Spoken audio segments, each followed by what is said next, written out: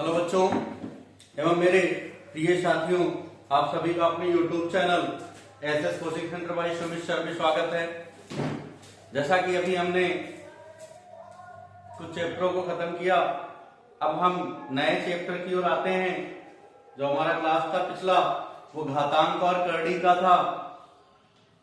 आज हम शुरुआत करते हैं अनुपात के बारे में। चैप्टर हमने लिया अनुपात समानुपात का, जिसमें आज हम टॉपिक आपको पढ़ा रहे हैं अनुपात। और आज के इस क्लास में हम अनुपात को पूर्णतः कवर करेंगे, इनकी सारी चीजों को समझाएंगे और बहुत ध्यान पूर्वक आप समझिएगा। कहीं कोई दिक्कत होगा कमेंट बॉक्स में पूछिएगा हमसे, हम आपको उसका उत्तर देंगे। और यदि हमारा क्लास अच्छा लगेगा तो भैया लाइक शेयर करना ना भूलिएगा। और यदि हमारे चैनल पर नए हैं तो चैनल को सब्सक्राइब कर लें, बेल आइकन में प्रेस कर लें, जिससे हमारे द्वारा डाले गए वीडियो का नोटिफिकेशन सबसे पहले आपको मिल सके। अब हम शुरुआत करते हैं आज की क्लास की।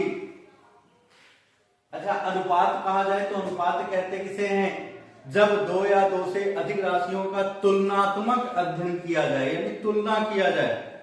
दो राशियां हो या दो से अधिक राशियां हो, उनकी जब तुलना की जाए अर्थात तुलनात्मक अध्ययन किया जाए तो उसी को अनुपात कहते हैं। जैसे मान लीजिए कोई संपत्ति है, उसका दो लोगों में बंटवारा होना है, तो भाई आधा आधा बंटवारा होना है। तो बहुत सिंपल बात है भाई, एक अनुपात एक। लेकिन मान लीजिए किसी को ज्यादा हिस्सा देना है, किसी को 3 हिस्सा देना है, किसी को 2 हिस्से देने हैं, तो वो कहलाता है भैया 3:2। 3:2। A/B बराबर 3:2। ये हिस्सा है, अर्थात तुलनात्मक अध्ययन किया जा रहा है दो लोगों के बीच में। तो तुलनात्मक अध्ययन इसी तरीके से होता है। अच्छा, तुलनात्मक अध्ययन के प्रकार यानी अनुपात के प्रकार कितने होते हैं? तो भैया यहाँ पे हमने अनुपात के 6 प्रकार वर्णित किए हैं और हमने 6 प्रकार बताए हैं। अब उन 6 को एक एक करके बहुत आराम से समझते हैं। पहला क्या लिखा है? वर्गानुपात। A/B का वर्गानुपात A²/B² होता है। जैसे मान लीजिए एग्जाम्पल के लिए कोई आपसे क्वेश्चन करता है कि 4:5 का वर्गानुपात, तो 4:5 का वर्गानुपात भैया होगा यानी इनका वर्ग।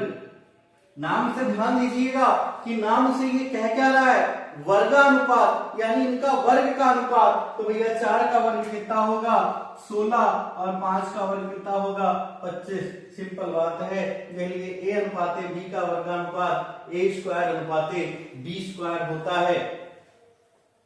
अच्छा, अब दूसरा लिखा है व्युत्क्रमानुपात।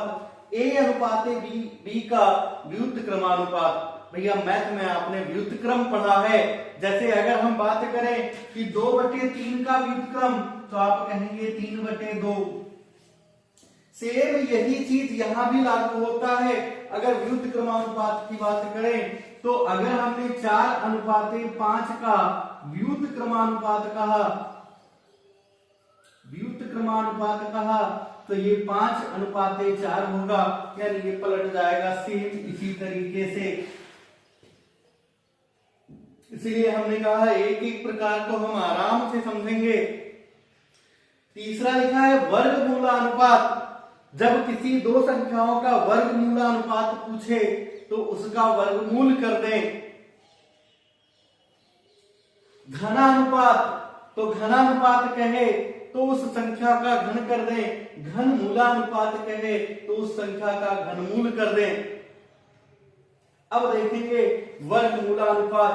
जैसे 16:25 का वर्गमूलानुपात अगर बताना है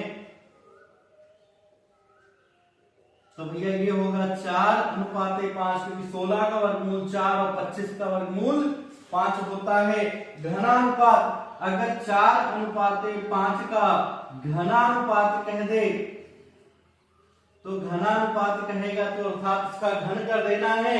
4 का घन भैया 64 होता है और 5 का घन 125 होता है। और फिर घन मूलानुपात लिखा है, तो अगर हम 64:125 का घन मूलानुपात करें तो इनका घनमूल 64 का घनमूल भैया होता है 4 और 125 का घनमूल होता है 5, यानी इनका घनमूलानुपात, इनका घनमूल होता है उस संख्या का। लास्ट में लिखा है मिश्रित अनुपात, जब कई अनुपात दिए हो और उन्हें मिश्रित अनुपात में करना हो तो क्या करना है, ऐसे जो पहले के दो अनुपात हैं इन्हें बटे में लिख लो 2/3, गुणे दूसरा दो अनुपात है उन्हें गुणे में लिख लो, तीसरा दो अनुपात है उन्हें गुणे में लिख लो, ऐसे जितने भी होंगे ऐसे सबको गुणे में लिख लेते हैं और इनका गुणा कर देते हैं, तो ये मिश्रित अनुपात कहलाता है। क्या लिखाया गया, 2 या 2 से अधिक अनुपात का मिश्रित अनुपात उनके गुणनफल के बराबर होता है। जो मिश्रित अनुपात होता है वो उन अनुपात के गुणनफल के बराबर होता है। तो यहाँ पे देखिए 1, 2, 3 अनुपात दिए गए हैं, तो इन तीनों अनुपात का क्या कर देना है भैया, गुणा कर देना है। 2/3 गुणे 4/5 गुणे 6/7 और सबका गुणा 48/105। इस तरीके से ये अनुपात के प्रकार हो गए। लेकिन एक चीज ध्यान दीजिएगा, जब तक हम किसी सवाल को लगाने जा रहे हैं और उनके कॉन्सेप्ट को नहीं जानते हैं हम सवाल नहीं लगा सकते हैं। इसलिए अति आवश्यक है कि आपको कॉन्सेप्ट सीखना चाहिए। दूसरी एक और चीज, केवल कॉन्सेप्ट सीख के आप सवाल भी नहीं लगा पाएंगे बिना प्रैक्टिस किए। तो आप प्रैक्टिस भी करिए, आपकी किताबों में जो प्रश्न हो, और यदि कोई प्रश्न नहीं लग रहा है तो उसे हमें बताइए, कमेंट बॉक्स में शेयर कीजिए। उस सवाल को लिख के मैं उसे जरूर बताऊंगा, या मेरे व्हाट्सएप नंबर पर भी भेज सकते हैं ऐसे कोई सवाल मिल जाए तो। अच्छा, अब हम चलते हैं, कुछ सवाल लिए हैं इसी पे, 4 प्रश्न लिया गया है। इन चारों प्रश्न को एक एक करके हल करते हैं। आप क्या करें, इन्हें नोट कर लें, फिर इसी को हम निकाल के इसी की जगह पे सवाल को बताते हैं।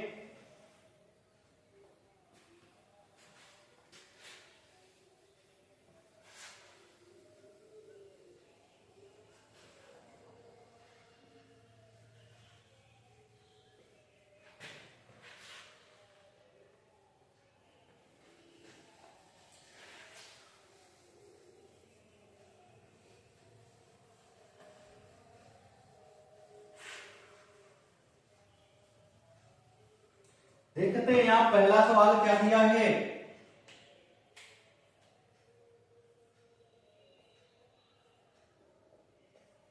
पहला दिया है, दो संख्याओं का वर्गमूलानुपात 16:25 है, तो दो संख्याओं का अनुपात क्या होगा। माना दो संख्याओं का जो अनुपात है वो क्या है, A/B, और A/B का वर्गमूलानुपात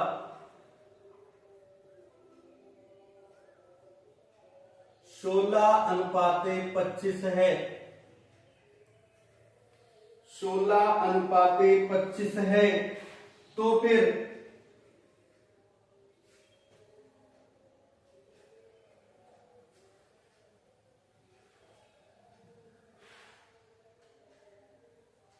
अच्छा, वर्गमूलानुपात में क्या है, वर्गमूल का अनुपात, जैसे हमने लिखा था क्या, 4:5 का वर्गानुपात, तो ये क्या था भैया, 4 चौक 16:25, और हमने लिख दिया कि 16:25 का वर्ग मूलानुपात कितना होगा, तो 4:5 होगा।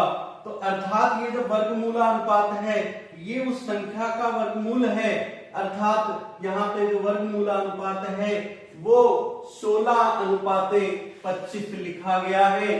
तो अब कौन सी संख्या का वर्गमूल 16 होता है, तो फिर यहाँ पे 16 का वर्ग कितना होगा भैया, तो 16 का वर्ग होगा 256। और 25 का वर्ग होगा कितना, 25 गुणे 25, 3125 होगा। तो इसका कौन सी संख्या का 256 और 3125 का वर्गमूल अनुपात कितना होगा, 16:25 होगा। तो यहाँ पे प्रश्न क्या था, दो संख्याओं का वर्गमूल अनुपात 16:25 है, तो संख्याओं का अनुपात क्या होगा, तो वर्गमूल अनुपात 16:25 है, तो वह संख्या कौन सी होगी, 256 और 3125। इस तरीके से इस पहले प्रश्न का उत्तर हो गया। अच्छा, अब हम चलते हैं दूसरे प्रश्न की ओर। तो दूसरा प्रश्न क्या है, दूसरे प्रश्न को देखते हैं। तो फिर लिखा है यदि a अनुपात b बराबर 3:4, यदि a अनुपात b बराबर 3:4 और a अनुपात c बराबर 9:8 है, तो देखें इसे ऐसे लिख लें, a अनुपात b अनुपात c। a कितना लिखा है, 3 लिखा है, b कितना लिखा है, 4 लिखा है, यहाँ पे क्या लिखा है, a लिखा है भैया 9, और यहाँ पे c कितना लिखा है, 8 लिखा है। अच्छा, ऐसे लिखा है तो एक काम ये करें, यहाँ दो सवाल है, इसीलिए हमने दूसरा एक और सवाल इसी पे लिया है, वो कुछ कॉन्सेप्ट पे लगते हैं। लेकिन यहाँ पे जब एक समान जो है दिया हो, जैसे यहाँ a देखते हैं, a अनुपात दोनों में कॉमन है। अब यहाँ एक और चीज देखते, कॉमन होने के साथ साथ a अनुपात दोनों में दिया है, और यदि इसमें हम 3 से गुणा कर दें तो ये 9 हो जाएगा, तो 3 से इसमें भी गुणा कर देंगे, 3 से इसमें भी गुणा कर देंगे, अर्थात ये 9 होगा और ये 12 होगा। तो 9 9 ये दोनों समान है, समान है, तो a का अनुपात भैया कितना हो जाएगा, 9, और b का अनुपात कितना दिया है, 12, और c का अनुपात कितना है, 8 है, इसलिए इसका अनुपात 9, 12 और 8 होगा। सिंपल बात, फिर से ध्यान दें, a अनुपात b अनुपात c ऐसे लिख लें, क्योंकि a b c का अनुपात ज्ञात करना है। a और b का अनुपात 3:4 है, हमने 3:4 लिख दिया, 3 और 4 लिख दिया। a और c का अनुपात 9:8 है, तो a में 9 और c में 8 लिख दिया गया। अब यहाँ देखते हैं, a दोनों में दिखाई दे रहा है a का अनुपात, और यहाँ एक और सरल चीज दिख रहा है, क्या कि किसी संख्या से गुणा कर दें तो ये दोनों बराबर हो जाते हैं।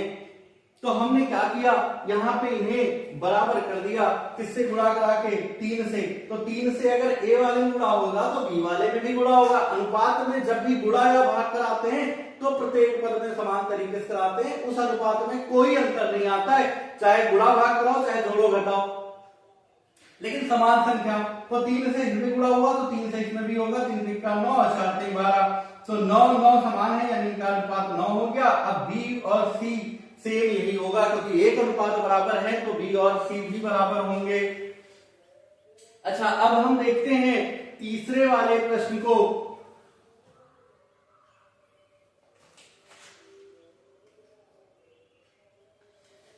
इन्हें आप नोट कर लें, इस सवाल को निकाल दें जिससे मेरे पास पर्याप्त जगह हो जाए सवाल को हल करवाने के लिए।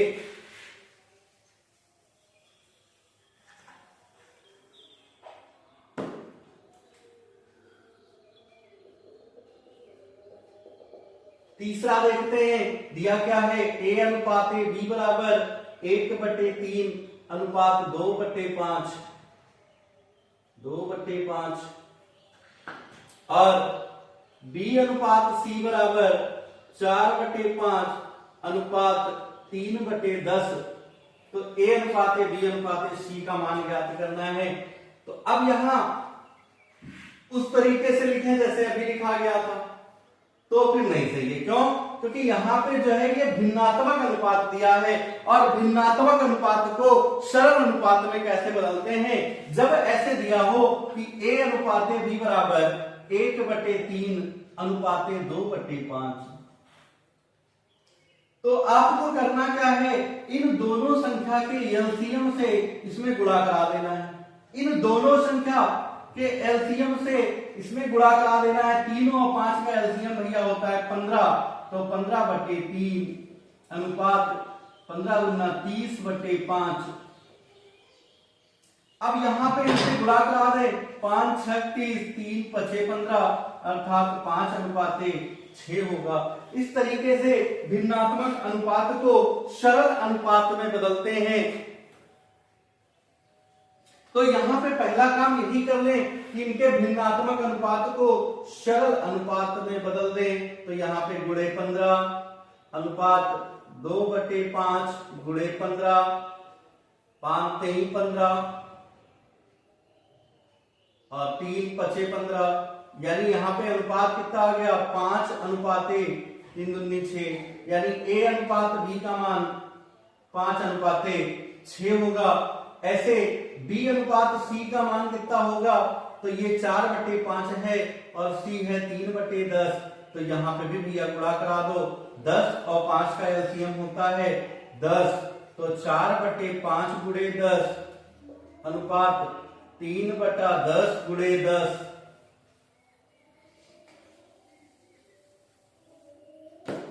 क्योंकि 5 और 10 का एलसीएम 10 होगा, 5 दूनी 10 और 10 एकम 10, यानी 4 दूनी 8 अनुपाते 3।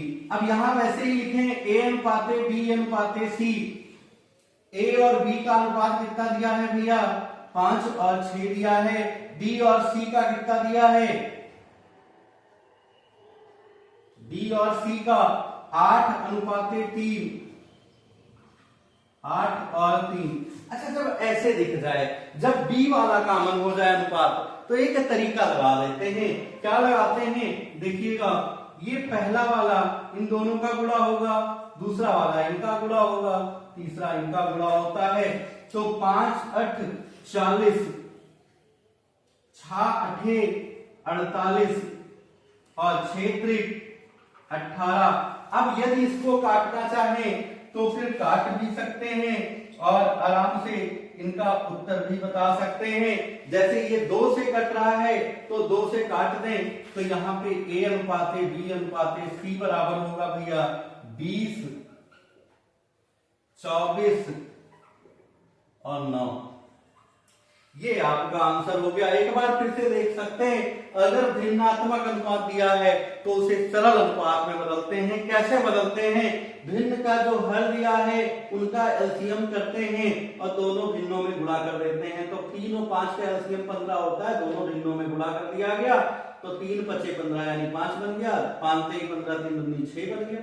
ऐसे यहां देखते हैं 5 और 10 का एलसीएम 10 होगा, 10 से गुणा कराते हैं तो 4/5 गुणे 10, यहाँ पे 3/10 गुणे 10, 10 से 10 कट गया, यहाँ 3 बचा, 5 दूनी 10 यानी 4 दूनी 8 बचा। अब ए बी सी का अनुपात वैसे ही लिख लो। अब यहाँ पे ए का मान क्या होगा, इनसे गुणा, बी का मान क्या होगा, इनसे गुणा, और सी का मान क्या होगा, इनसे गुणा। इस तरीके से होता है। अच्छा, दूसरा तरीका जो हमने पहले बताया था वो लागू कर सकते हैं। 8 और 6 में क्या ऐसी कोई संख्या किसी एक में गुणा करने के बराबर होगा, नहीं होगा, दोनों में गुणा कराना पड़ेगा, जैसे प्रतिस्थापन विधि में करते हैं। तो या तो वो करे तो वो थोड़ा लंबा हो जाएगा, वहां आसान था वहां मैंने करवा दिया, यहां आसान नहीं है, यहां थोड़ा लंबा बनने लगेगा। तो यहां के लिए ये तरीका या ध्यान रखें, जब बी वाले कॉमन पद दिए हो तब फिर यही तरीका अपनाएं। वहां पे ए कॉमन दिया था, बी कॉमन नहीं दिया था। तो इस तरीके से इसका उत्तर हो गया। अब हम चलते हैं प्रश्न नंबर 4 की ओर। अगर ऐसा दिया है भैया 2a बराबर 3b बराबर 5c, तो कह रहा है a b c का अनुपात ज्ञात करना है। अच्छा, बहुत सिंपल बात हम आपको बता दें, जब ऐसे बराबर कर करके दिया हो तो आपको करना क्या है कि यहां जो अनुपात होगा वो क्या होगा, आपका जो अनुपात होगा। अच्छा, इसके लिए यदि हम सूत्र लिखना चाहें तो ऐसे लिख लें,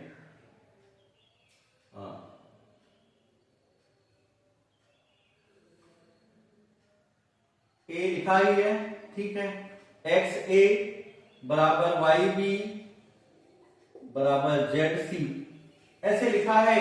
तो यहां पे ए का जो अनुपात होगा, ए अनुपाते बी अनुपाते सी, ये क्या होगा, वाई जेड अनुपाते जेड एक्स अनुपाते एक्स वाई, ये होगा।